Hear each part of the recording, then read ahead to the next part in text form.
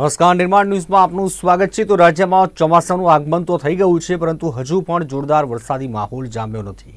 હજુ અનેક જિલ્લામાં વાવણી લાયક વરસાદ વરસ્યો નથી। રાજ્યમાં વિધિવત પ્રવેશ્યા બાદ પણ ચોમાસું નવસારીમાં અટકેલું છે, જ્યારે રાજ્યના બોટાદ શહેર અને જિલ્લામાં વરસાદી માહોલ જામ્યો છે। શહેરમાં જોરદાર પવનના સુસવાટા સાથે ધોધમાર વરસાદ શરૂ થયો। રસ્તાઓ પર પાણી ભરાયા તો જિલ્લાના કેટલાક ગ્રામ્ય વિસ્તારોમાં પણ વરસાદી માહોલ જામ્યો છે। બીજી તરફ અમરેલીના સાવરકુંડલાની નાવલી નદીમાં નવા નીર આવ્યા છે। સાવરકુંડલા શહેરની વચ્ચેથી આ નદી પસાર થાય છે, જ્યાં નવા નીર સાથે નદીમાં કચરો પણ તણાઈને આવ્યો। ગીર સોમનાથમાં પણ કેટલાક ભાગોમાં વરસાદ જોવા મળ્યો।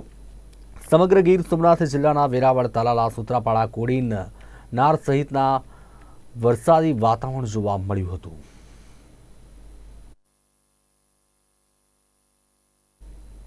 સમાચારમાં વાત કરીએ રાજ્યની, તો રાજ્યમાં વરસાદ અંગે હવામાન વિભાગે આગાહી કરી। સમગ્ર ગુજરાતમાં સાર્વત્રિક વરસાદની આગાહી છે, ત્યારે રાજ્યના આગામી 7 દિવસ વરસાદ પડશે। રાજ્યમાં ક્યાંક ભારે તો ક્યાંક અતિ ભારે વરસાદ, જેમાં દક્ષિણ ગુજરાત અને દક્ષિણ સૌરાષ્ટ્રમાં અતિ ભારે વરસાદની આગાહી છે। સાયક્લોનિક સર્ક્યુલેશન અને વરસાદી ટ્રફને કારણે વરસાદની આગાહી કરવામાં આવી।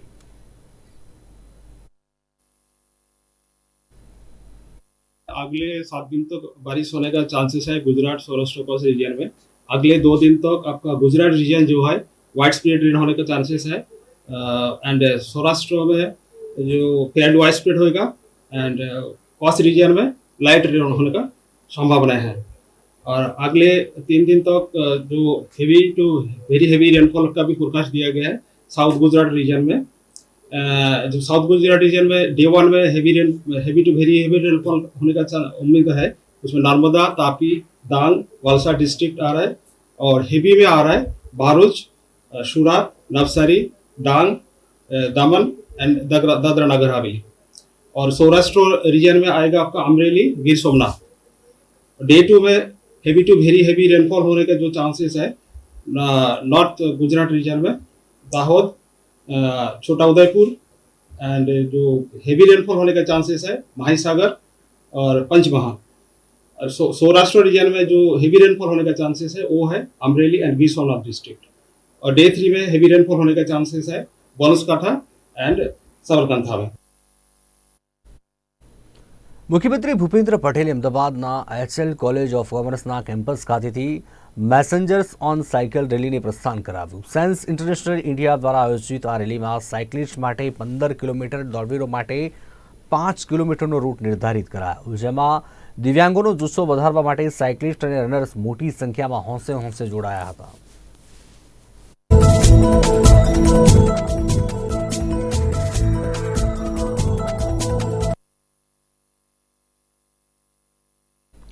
જળયાત્રા બાદ ભગવાન 15 દિવસ માટે મોસાળ ગયા છે, છતાં રવિવારે મોટી સંખ્યામાં ભક્તો જગન્નાથ મંદિર આવ્યા હતા।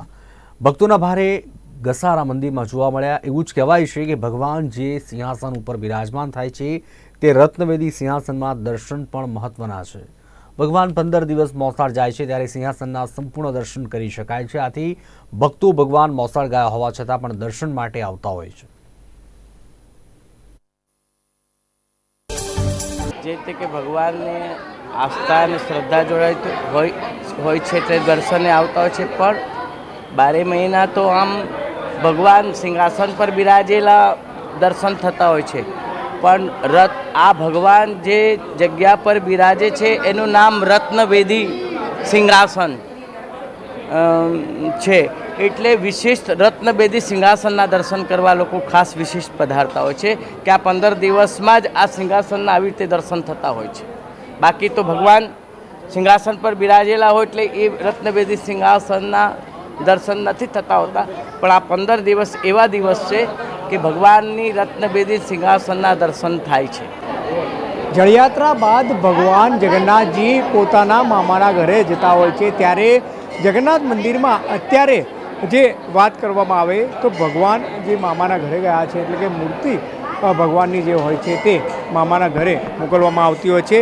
સાથે જ વાત કરવામાં આવે તો આજના દિવસે અત્યારે લોકો દર્શન કરવા પણ આવતા હોય છે। અને સાથે જ વાત કરીએ તો ભગવાન જગન્નાથજીની 147મી રથયાત્રા છે, ત્યારે તમામ જે લોકો દર્શનાર્થીઓ જે છે તે દર્શનાર્થીઓ અહીંયા દર્શન કરવા આવતા હોય છે। અને સાથે જ ભગવાન જગન્નાથજીના મંદિરે આજે મોટી સંખ્યામાં શ્રદ્ધાળુઓ જે છે તે દર્શન કરી રહ્યા છે. કહી શકાય કે ભગવાન જગન્નાથજીની 147મી રથયાત્રા છે, ત્યારે જળયાત્રા બાદ ભગવાન મામાના ઘરે જતા હોય છે અને મામાના ઘરેથી આગલા દિવસે એટલે કે 7 તારીખે રથયાત્રા છે, આગલા દિવસે તેઓ નિજ મંદિર પરત આવતા હોય છે અને વહેલી સવારે તેમની જે કહી શકાય કે મંગળા આરતી કરવામાં આવતી હોય છે અને નેત્રોત્સવ પણ કરવામાં આવતો હોય છે. તો ભગવાન જગન્નાથજીની 147મી રથયાત્રા ભગવાન હાલ પોતાના મામાના ઘરે છે, ત્યારે આગલા દિવસે જે ભગવાન છે મંદિરમાં નિજ પ્રવેશ કરશે. કેમેરામેન ચંદ્રકાંત વોરા સાથે બ્રિજેશ દવે, અમદાવાદ. ડ્રાઇવિંગ લાયસન્સના નવા નિયમ અંગે વિવાદ શરૂ થયો છે. સરકારના નવા નિયમ અનુસાર 18 વર્ષથી ઉપરના વ્યક્તિ ખાનગી ડ્રાઇવિંગ સ્કૂલમાંથી પણ લાયસન્સ કઢાવી શકશે, જેને લઈને ઓલ ઇન્ડિયા ડ્રાઇવિંગ સ્કૂલ ફેડરેશનની બેઠક મળી. નવા નિયમમાં એટીડીસી ડ્રાઇવિંગ સ્કૂલના સંચાલકો લાયસન્સ આપે તેવી જોગવાઈ અને 2 એકર જમીન આવશ્યક હોવાની જોગવાઈ હોવાથી આ બેઠકમાં મુખ્ય મુદ્દો લાયસન્સ અને રોડ સેફ્ટીનો હતો. દેશના 26 જેટલા રાજ્યોમાંથી ડ્રાઇવિંગ સ્કૂલના પ્રમુખો અને પ્રતિનિધિઓ હાજર રહ્યા હતા. ઓલ ઇન્ડિયા ડ્રાઇવિંગ સ્કૂલ ફેડરેશનનું માનવું છે કે નવા નિયમથી કોર્પોરેટ સેક્ટરમાં ફાયદો થશે અને પબ્લિકને નુકસાન થશે. તેની સાથે નાના ડ્રાઇવિંગ સ્કૂલના સંચાલકો 2 એકર જમીન રાખીને ઇન્ફ્રાસ્ટ્રક્ચર ઊભું કરવા જાય તો કરોડોનો ખર્ચો થાય એમ છે, જેથી આ બાબતે સરકાર સામે વિરોધ કરવા આગામી સમયની રણનીતિ ઘડવામાં આવી. રાજ્યોમાંથી દરેક સ્ટેટ પ્રેસિડેન્ટ અને સેક્રેટરી અહીં આવેલા છે અને એની અંદર જે મુખ્ય મુદ્દો છે અત્યારે હાલ જે એટીડીસી જે ડ્રાઇવિંગ સ્કૂલનો જે છે એ કેટલાય સમયથી 1 જૂનથી ડ્રાઇવિંગ સ્કૂલોવાળા લાયસન્સ આપશે, ડ્રાઇવિંગ સ્કૂલોવાળા લાયસન્સ આપશે. મીડિયામાં, ટીવીમાં ને બધે આ પ્રચારો ચાલે, સોશિયલ મીડિયા પર બી આ પ્રચારો ચાલતા હતા. હકીકતમાં આ વસ્તુ હજી કોઈ એવી જગ્યાએ ક્યાંય એવી ડ્રાઇવિંગ સ્કૂલને સર્ટિફિકેટ આપ્યું નથી કે તમે આવું કરી શકો, બરાબર. અને અત્યારે હાલ એ ડ્રાઇવિંગ સ્કૂલોવાળા ભેગા થવાનું મુખ્ય કારણ એ છે કે આ ડ્રાઇવિંગ સ્કૂલોવાળાથી ડ્રાઇવિંગ સ્કૂલોવાળાને નુકસાન છે કે ફાયદો છે. આ ડ્રાઇવિંગ સ્કૂલોવાળાને અમારે સમર્થન કરવું કે એનો વિરોધ કરવો. વિરોધ કરવો તો અમારે કઈ રીતે વિરોધ કરવો? અમે જો વિરોધ કરીશું તો છેલ્લી હદ સુધી કેસ કરીશું, આંદોલન કરીશું. બધી રીતે અમે જે અમારી રણનીતિ તૈયાર કરવાની છે, રણનીતિ તૈયાર કરવા માટેનો આજે અમારો આ મુખ્ય બેઠકનો મુદ્દો છે. મુખ્ય પ્રાવધાન એક જ છે કે આ જે એટીડીસી ડ્રાઇવિંગ સ્કૂલ છે, જે સામાન્ય ડ્રાઇવિંગ સ્કૂલોવાળા એ કરી શકે તેમ નથી, કારણ કે 2 એકર જગ્યાની અંદર આ ડ્રાઇવિંગ સ્કૂલ બની છે. અમદાવાદ શહેરની અંદર ગણીએ તો આપણે અમદાવાદ શહેરના વિસ્તારથી 15 કિલોમીટર દૂર જઈએ ને તો બી 15-20 કરોડથી નીચે 1 વીઘો જગ્યા ના મળે. હવે એ જગ્યા સમજો કે આપણે 15 કિલોમીટર દૂર જઈએ તો આપણા જે કસ્ટમર છે ત્યાં શીખવા આવવાના નથી.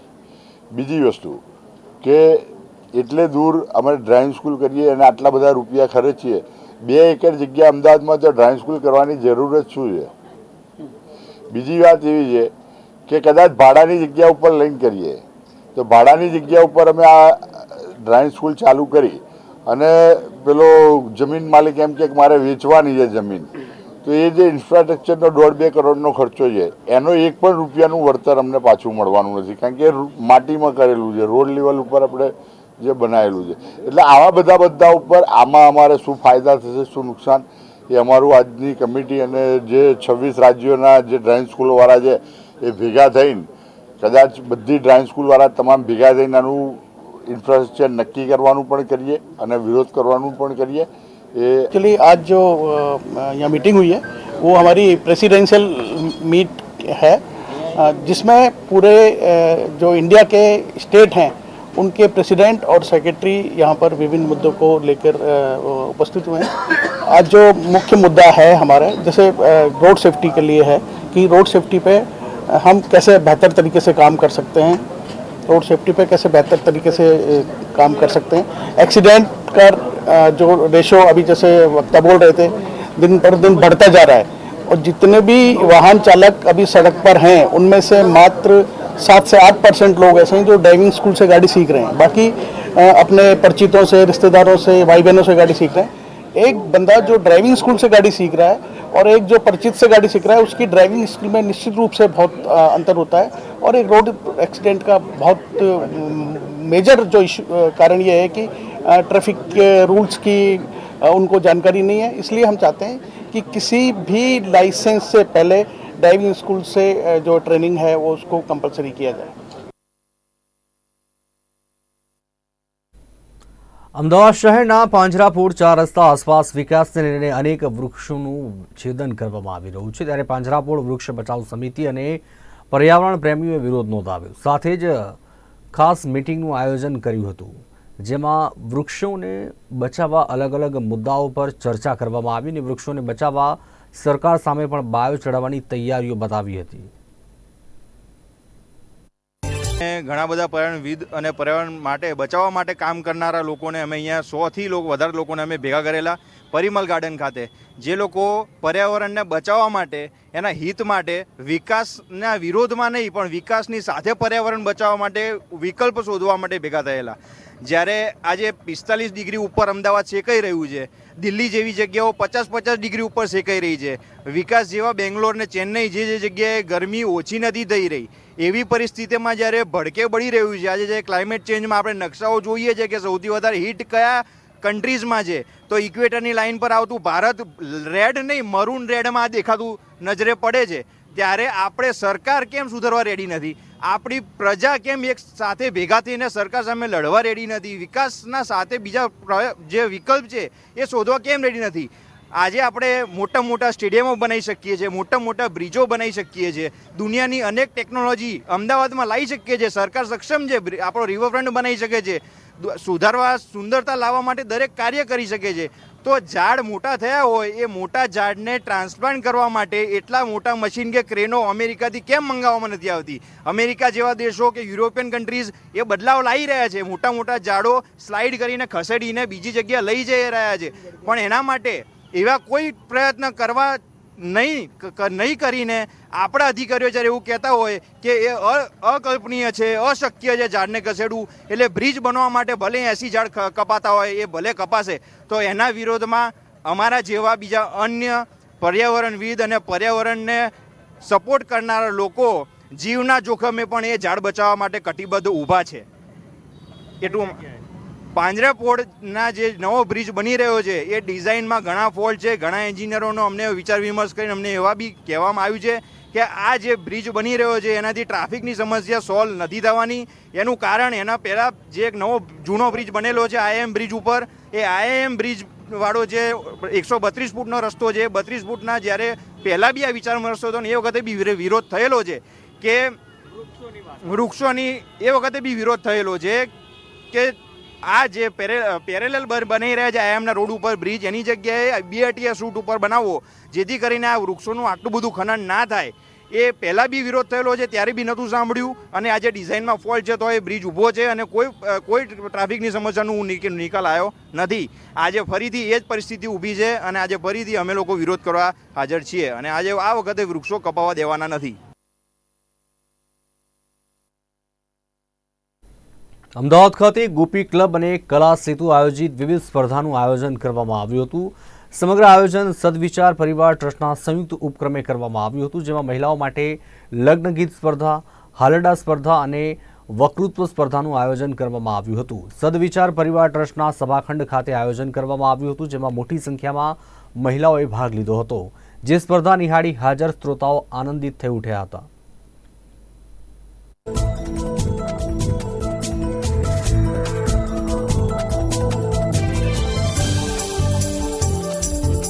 ખાસ તો એ કે આજકાલના જમાનામાં લગ્ન ગીતો અને હાલરડા એ લુપ્ત થઈ જતી આપણી સંસ્કૃતિ કહી શકાય. હમણાં જ મારા દીકરાના લગ્ન હતા, લગ્ન ગીતો ગાવાની વાત કરી તો કોઈ બહેનો લગ્ન ગીતો જ ના ગાય. પછી મને વિચાર આવ્યો કે આપણે બહેનો માટે આવું કંઈક કરવું જોઈએ અને લગ્ન ગીતો અને હાલરડાની સ્પર્ધા અને સાથે વક્તૃત્વ સ્પર્ધા પણ રાખી. એમાં 35 જેટલી બહેનોએ આજે ભાગ લીધો છે. સરસ મજાના હાલરડાઓ ગવાઈ રહ્યા છે, લગ્ન ગીતો ગવાય છે. ભાગ લેનાર તમામને અમે ગોપી ક્લબ, કલા સેતુ અને સદવિચાર પરિવાર તરફથી પ્રમાણપત્રો આપવાના છીએ, ઇનામો આપવાના છે, અનેક ભેટો આપવાના છીએ, જેથી કરીને આ બહેનોને આવી સ્પર્ધાઓમાં ભાગ લેવાનું મન થાય. ભોજનનો પણ પ્રબંધ 200 જેટલા મહેમાનો માટે, એટલે બધી જ વ્યવસ્થા, જેથી કરીને આપણી સંસ્કૃતિમાં લોકો ભાગ લેતા થાય, એને જાગૃતિ આવે. તો આજે આ એક સરસ મજાનો પ્રયાસ અમે કરવા જઈ રહ્યા છીએ. એને સફળતા પણ મળશે એવી ખાતરી છે. અને આપ પણ હાલરડા અને લગ્ન ગીતો આપના ત્યાં પ્રસંગ હોય ત્યારે જરૂરથી ગાઓ અને માણો એવી શુભકામનાઓ.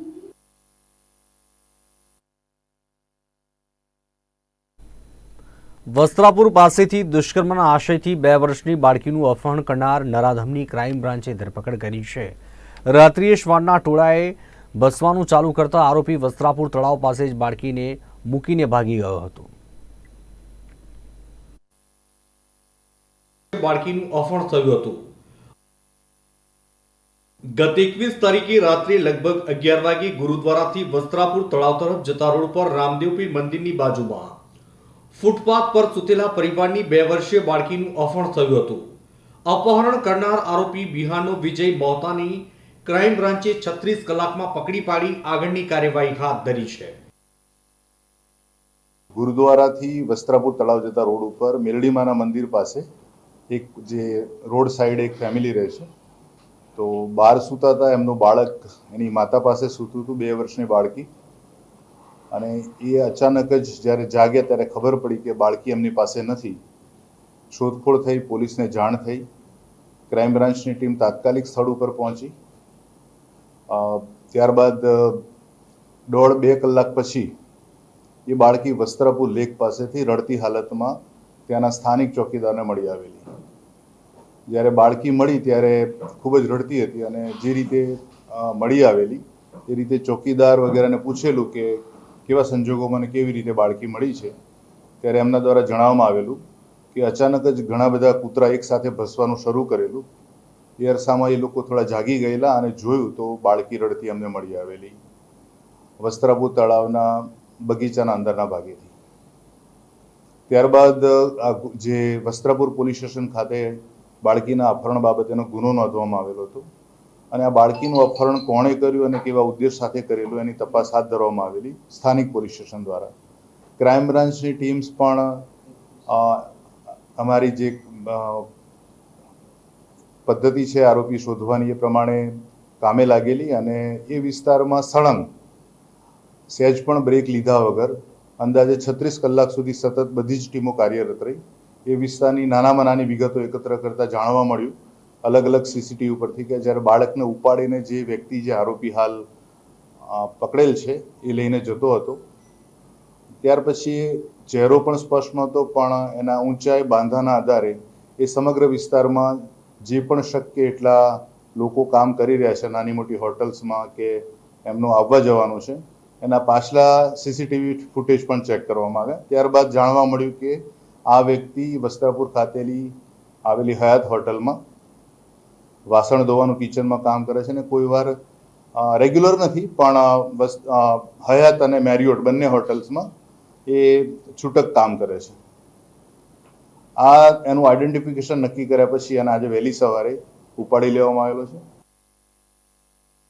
અપહરણ કરનારી બાળકીને તેના પરિવાર પાસે સૂતેલી ઉઠાવી હતી, જેનો સીસીટીવી પણ સામે આવ્યો હતો. આ બાદ વસ્ત્રાપુર તળાવ પાસે લઈ જઈ મોડી રાત્રે કેટલાક શ્વાનનું ટોળું બસવા લાગતા આરોપી બાળકને ત્યાં જ મૂકીને ભાગી ગયા હતા. જ્યારે બીજા દિવસે સવારે સ્થાનિક લોકોને બાળકીનો રડવાનો અવાજ આવતા આસપાસ શોધતા તળાવ પાસેથી આ બાળકી મળી આવી હતી.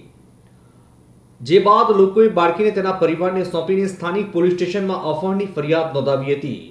ત્યારે ક્રાઇમ બ્રાન્ચે અપહરણ કરનારની શોધખોળ શરૂ કર્યા બાદ અલગ અલગ સીસીટીવી તપાસ્યા અને રાતના અંધારામાં આરોપીનો ચહેરો દેખાતો ન હોય શરીરના બાંધાના આધારે વિજય મહતો નામનો શખ્સની અટકાયત કરીને પૂછપરછ કરતા તેને આ અપહરણ કર્યું હોવાની સાથે તેનું દુષ્કર્મનો ઈરાદો હોવાનું પણ કબૂલ્યું હતું. આરોપી અલગ અલગ 5 સ્ટાર હોટલોમાં છૂટક મજૂરી કરવાનું કામ કરે છે. જ્યારે હાલ ક્રાઇમ બ્રાન્ચે વિજય મહતોની ધરપકડ કરીને આગળની કાર્યવાહી હાથ ધરી છે. કેમેરામેન ગૌતમ દુલેરા સાથે રિપોર્ટર દીપક મકવાણા, અમદાવાદ. રાજ્યવ્યાપી પલ્સ પોલિયો અભિયાનનો ગાંધીનગરથી મુખ્યમંત્રી ભૂપેન્દ્ર પટેલે પ્રારંભ કરાવ્યો હતો. આ અભિયાન અંતર્ગત 0 થી 5 વર્ષની વયજૂથના 83,72,000થી વધુ ભૂલકાઓને આવરી લેવાનું આયોજન છે. મુખ્યમંત્રી ભૂપેન્દ્ર પટેલે મંત્રી નિવાસ સંકુલના કોમ્યુનિટી સેન્ટરમાં ભૂલકાઓને પોલિયો રસીના ટીપા પીવડાવી આ અભિયાનનો પ્રારંભ કરાવ્યો.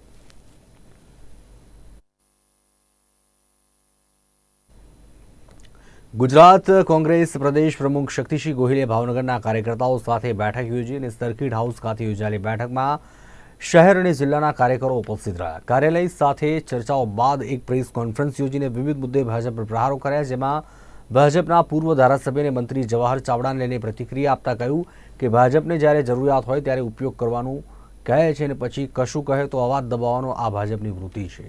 વધુમાં શક્તિસિંહે કહ્યું કે આ હજુ ટ્રેલર છે, પિક્ચર હજુ બાકી છે. હજુ ઘણા ખરા નેતાઓ સામે આવશે. જ્યારે નીટની પરીક્ષાને લઈને પણ શક્તિસિંહ ગોહિલે ભાજપ પર આકરા પ્રહારો કર્યા હતા. જનતા પાર્ટી પોતાને જ્યારે જરૂરિયાત હોય છે ત્યારે એમને કે એમના નેતાઓની વિરુદ્ધ બેફામ બોલતા હોય, ગાળો આપતા હોય તો પણ એમના પગ પકડવાના, આવો આવો કરીને લાલ જાજમ પાથરવાની, લઈ જવાના, ઉપયોગ કરવાનો અને ઉપયોગ થઈ ગયા પછી એ જ નેતાને અપમાનિત કરવાના. આ ભારતીય જનતા પાર્ટીની ચાલ ચલન અને ચરિત્ર રહ્યું છે. જ્યારે લઈ જાય ત્યારે ભરપૂર વખાણ કરવાના અને એ પછી ચૂંટણી સમયે ઉપયોગ પણ કરી લેવાનો. લોકો વિરુદ્ધ થઈ ગયા હોય તો કોંગ્રેસને કાલ સુધી તમે ખરાબ કહેતા હો, કોંગ્રેસના જે નેતાઓની વિરુદ્ધ બોલતા હો એને ઉપયોગ કરી એના ખભે ચડી અને ફાયદા લેવાના. મને લાગે છે કે આ પ્રકારની હલકી રાજનીતિ ભારતીય જનતા પાર્ટી કરે છે એનો ભોગ ઘણા સારા નેતાઓ બન્યા છે. અને ત્યાં ગયા પછી કેટલાક પેલું ક્યાંયના ન રહ્યા એવું લાગે અને મૌન બેસી રહે છે અને કેટલાક લોકોનો અંતરાત્મા જાગે છે. એ સ્વાભિમાન માટે અવાજ પણ ઉઠાવે છે. મને લાગે છે કે ભાજપ જે રાજનીતિ કરે છે એ ટૂંકા ગાળામાં ફાયદો આપી શકે, પરંતુ લાંબા ગાળે ભારતીય જનતા પાર્ટીને નુકસાન થાય એની આ શરૂઆત છે. આ તો એક ટ્રેલર છે, આખું મૂવી આગળ આવશે. ભારતીય જનતા પાર્ટીના પેજ પ્રમુખથી લઈને સિનિયર નેતાઓ સુધી બધા જ લોકોનો આત્મા કકળાય છે. કારણ કે જે કેડર બેઝ પાર્ટી કહેવાતી હતી, જેમણે લાંબા સમય સુધી આઝાદી પછી કોંગ્રેસનું શાસન રહ્યું પરંતુ સિદ્ધાંતથી ભાજપ સાથે કામ કર્યું હતું, એવા બધા જ લોકો દુઃખી છે. કારણ કે એક ટૂંકા ગાળાનું રાજકારણ શરૂ કર્યું અને લોકશાહી નહીં, સંપૂર્ણ સરમુખત્યારશાહી. કાંઈ સાંભળવાનું નહીં, તમારો કોઈ અવાજ નહીં, તમારી સિનિયોરિટી નહીં, તમારી મહેનત નહીં, અમને ઠીક લાગ્યું એને જાઓ તમે લઈને નીકળો. કોંગ્રેસની વિચારધારાના નેતાઓને ભાજપના પેજ પ્રમુખ અને નેતાઓએ ખભે બેસાડીને નીકળવાના, કારણ કે આકાએ કીધું છે. અને આ કારણે ભારતીય જનતા પાર્ટીના પેજ પ્રમુખથી લઈને નેતાઓ સુધી નારાજ છે. બધા જ લોકો નારાજ છે. અહંકાર એટલો ભારતીય જનતા પાર્ટીના નેતાઓનો આવી ગયો કે ચૂંટણી સમયે કહ્યું કે આરએસએસના કારણે અમારે જીતવાનું નથી રહેતું, આરએસએસની અમારે જરૂર નથી. હવે ભારતીય જનતા પાર્ટીના નેતાઓ એટલા મોટા થઈ ગયા છે કે આરએસએસને અમારી જરૂર હોય છે, આરએસએસની અમારે જરૂર નથી. શું આ અહંકાર નહીં તો બીજું શું છે? આવું થાય ત્યારે કેટલાક લોકો સ્વાભિમાની હોય છે, કેટલાક નહીં, હું તો કહીશ કે મહદઅંશે લોકો સ્વાર્થ નહીં સ્વાભિમાન માટે જીવતા હોય છે. અને ભારતીય જનતા પાર્ટીના નેતાઓએ એમના પોતાના જ કાર્યકર્તાઓ અને નેતાઓના સ્વાભિમાનને ઠેસ પહોંચાડી છે. એટલે જે સ્વાભિમાની લોકો છે એમનો અંતરાત્મા ક્યાંય ને ક્યાંય જાગે છે. રદ થઈ છે, વાલીઓ અને વિદ્યાર્થીઓમાં ક્યાંક ને ક્યાંક રોષ જોવા મળી રહ્યો છે, કઈ રીતના જુઓ છો? ભારતીય જનતા પાર્ટીએ ભયમુક્ત ભ્રષ્ટાચાર કર્યો છે. આપણા ગુજરાતમાં જુઓ તમે તો કેટલી વખત પેપર ફૂટ્યા. મહેનત કશ યુવાન મહેનત કરતો હોય કે હું મહેનત કરું છું ને પરીક્ષા આપીશ તો પાસ થાય છે, ત્યાં તો પેપર લીક થાય, પેપર ફૂટે અને ફોડનારાના મૂળ. તમે પેલા ચંપાવતજીનું સ્ટેટમેન્ટ જોયું હતું, ભાજપના મિનિસ્ટર સુધી એ સ્ટેટમેન્ટ પહોંચતું હતું, પૂરા પુરાવા હતા, પણ આ સરકારે ક્યાંય કર્યું નહીં. એટલે ભારતીય જનતા પાર્ટીના નેતાઓ જ પેપર ફોડવામાં હોય. હવે આજે નીટની પરીક્ષા દેવા માટે તૈયાર કરીને ગયેલો વિદ્યાર્થી એ જાય અને હવે આજે પરીક્ષા નહીં લેવાય. આ સરકાર માટે તો બહુ સહેલું છે, એક લીટીમાં કહી દીધું કે જાઓ પેપર નહીં આજે, પણ એ પરિવારની પરિસ્થિતિ જોઈ છે ક્યાં. સમાચારમાં આગળ વાત કરી રાજકોટની. ટીઆરપી ગેમ ઝોન અગ્નિકાંડમાં મૃતકોના પરિવારને ન્યાય મળે તેવા હેતુથી આગામી 25 જૂને રાજકોટ બંધનું એલાન કરાયું છે. સમગ્ર રાજકોટમાં પત્રિકા વિતરણ સાથે અલગ અલગ જગ્યાએ જઈને લોકોને બંધ રાખવા અંગેની વિનંતી કરવામાં આવી રહી છે. રાજકોટ બંધના એલાનમાં શહેરના વેપારીઓએ સમર્થન આપ્યું છે. સાથે રાજકોટના દરેક વેપારીઓ બપોર સુધી પોતાનો વેપાર ધંધો બંધ રાખી પીડિત પરિવારોને ન્યાય મળે તે માટે જોડાશે. 300થી વધુ વેપારીઓ પોતાનો ધંધો રોજગાર બંધ રાખી ન્યાય યાત્રામાં જોડાશે. ટીઆરપી ગેમ ઝોનમાં કોંગ્રેસ સમિતિ દ્વારા આજે 25નું મંગળવારના આપવામાં આવ્યું છે એલાન બપોર સુધીનું. એમાં એ દ્વારા રાજકીય રીતે અમે કોઈ ઓલી રીતે નથી, પણ જે અત્યારે જે બનાવ બનેલ છે અને એ અઘટિત બનેલ છે અને આટલા લોકો સફળ થયા છે અને આટલા લોકોના મૃત્યુ થયા છે, તો એ બાબતમાં અમારો સખત વિરોધ છે. એને ન્યાય મળવો જોઈએ અને દોષિતોને પૂરેપૂરી સજા મળવી જોઈએ એવી અમારી લાગણી છે. ના, અમે અડધો દિવસ બપોરે અમે 12 વાગ્યા સુધીનું, કારણ કે વેપાર ઉદ્યોગ છે એક એવી વસ્તુ છે કે કોઈને આડો વાર છે એટલે બેંકના કોઈને કામ કરવા હોય તો અમે 12 વાગ્યા સુધીનું એલાન આપેલ છે અમારા લોકોનું. સમર્થનમાં એટલા માટે કે જે આ રાજકોટ ખાતે આવો બનાવ બનેલ છે અને આ અઘટિત બનાવ કોઈ દિવસ કોઈ પણને સહન ન થાય એવો બનાવ છે અને આટલા નિર્દોષ માણસો જે મરી ગયા છે એના માટે અમને ખૂબ જ દુઃખની લાગણી અનુભવીએ છીએ. અમારા બધા એસોસિએશનના સભ્યો, કારોબારી સભ્યો, ત્યાં વેપારી મિત્રો, એને ખૂબ જ અમને લાગણી દર્શાવી છે કે ભાઈ આના સામે આપણો સખત વિરોધ, અમે આપેલા બી સખત વિરોધ કર્યો હતો અને એ અમારા 2 મિનિટ મૌન પાડીને અમે દાનપૂર્ણ કરીને અમારો વિરોધ દર્શાવ્યો હતો. પણ આ જે કોંગ્રેસ સમિતિ દ્વારા જે એલાન આપ્યું તો અમે અમારી પાસે કોંગ્રેસવાળા આવેલ અને એમ કીધું કે ભાઈ કોઈ વાંધો નહીં, આ બાબતમાં અમારે તો આમાં ન્યાય મળે એ બાબત છે. અમારે રાજકીય કોઈનું લેવા દેવા ન હોય, પણ આનો ન્યાય મળવો જોઈએ. અને ન્યાય પણ એવી રીતે હું તો કહું છું કે મારા મતે એવું થવું જોઈએ કે જે લોકો કૌભાંડ કરીને પૈસા મેળવી ગયા છે એ બધા પાસેથી પાછા મેળવી અને આ લોકોને બધાને વળતર ચૂકવો એવી અમારી લાગણી છે.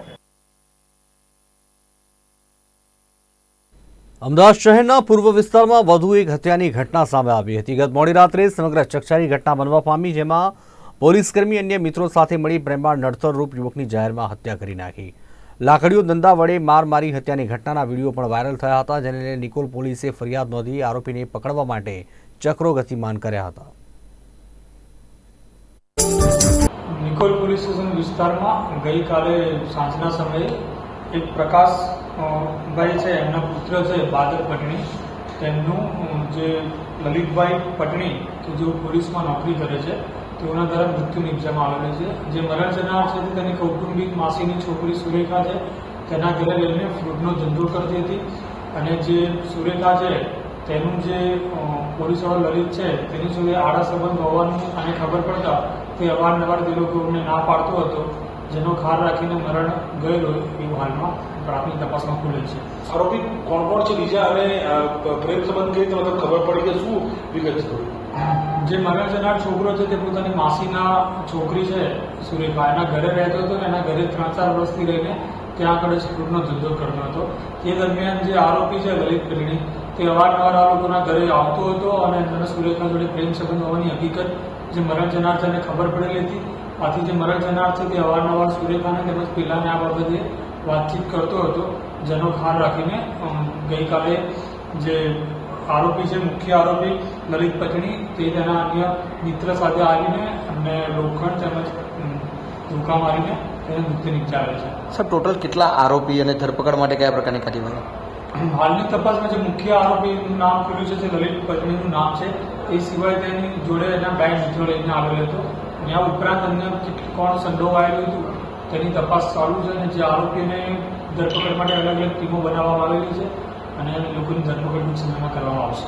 સાહેબ, કોઈ મહિલા હતી આરોપીમાં ગાડીમાં હાજર કે તેના બનાવ સ્થળે? હાલમાં જેટલી માહિતી અમારી જોડે પ્રાપ્ત થઈ છે તેમાં જે મુખ્ય આરોપી લલિત હતો તેમજ તેના જોડે એના મિત્રો હતા અને મહિલા હતી કે કેમ હતી કે તેનો શું રોલ છે એની હાલ તપાસ ચાલુ છે.